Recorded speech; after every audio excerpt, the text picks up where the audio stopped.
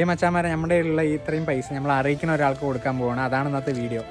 റോഡോരത്തുള്ള ഈ ചെറിയ ചായക്കടയത്തെ ചേട്ടനാണ് നമ്മളിന്ന് സർപ്രൈസ് കൊടുക്കാൻ പോകുന്നത്. ഞാൻ ആ ഏട്ടൻ്റെ കടയിൽ പോയിട്ട് ഓരോരോ പരിപ്പ് വടയും അതുപോലെ തന്നെ 2 ചായയും എടുക്കാൻ പറഞ്ഞിട്ടുണ്ട്. ഈ ഏട്ടൻ ചെറിയൊരു കട ആയതുകൊണ്ട് ഈ കടയിൽ ഗൂഗിൾ പേയും കാര്യങ്ങളൊന്നുമില്ല. അതുകൊണ്ട് ചായ കുടിച്ചതിന് ശേഷം ഗൂഗിൾ പേയിലാണ് പൈസ എന്ന് പറയാൻ പോവാണ്. ശേഷം എത്രയോ ചോദിച്ചപ്പോൾ 40 എന്ന് പറഞ്ഞു. ഏട്ടാ ഗൂഗിൾ പേ ഉണ്ട്, എൻ്റെ കയ്യിലല്ല, ഗൂഗിൾ പേയിലെ പൈസ ചോദിച്ചപ്പോൾ ചെറിയ ചിരിയോട് അയ്യോ ഉണ്ടെങ്കിൽ ഗൂഗിൾ പേ ഇവിടെ ഇല്ലയെന്ന് പറഞ്ഞു. ശേഷം എന്ത് ചെയ്യും ഏട്ടാ, എൻ്റെ കയ്യിൽ പൈസ ഇല്ല എന്ന് പറഞ്ഞപ്പോൾ കുഴപ്പമില്ല, ഇനി ഈ വഴി വരുമ്പോൾ പൈസ ആയിട്ട് തന്നാൽ മതി, കുഴപ്പമില്ല, നീ വെക്കുമോ എന്ന് പറഞ്ഞു.